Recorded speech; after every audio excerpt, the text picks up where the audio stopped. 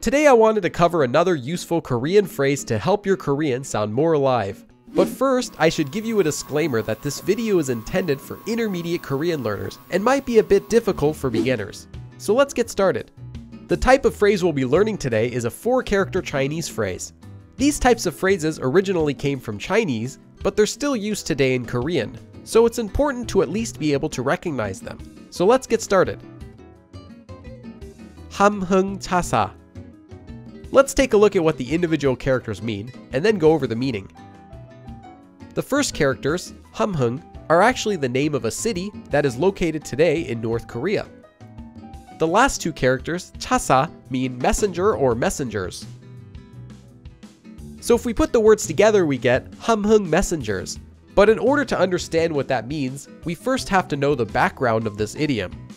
The origin of this phrase is the story of King Taejo of the Joseon dynasty, who lived in Humhum and had a lot of sons. The king was going to leave his throne to one son named Pansok, but another one of his sons, Lee Bang-won, decided to kill Pansok so that he could be next in line for the throne.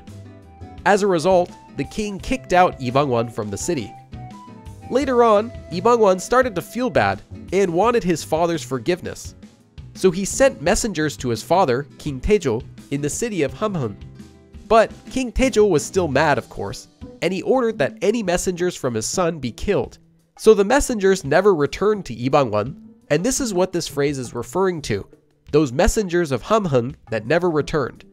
So how is this phrase used today? 함흥차사 is used to refer to someone who goes away and doesn't come back, or to someone who doesn't contact you after a long time, just like the messengers sent by Lee Bang-won.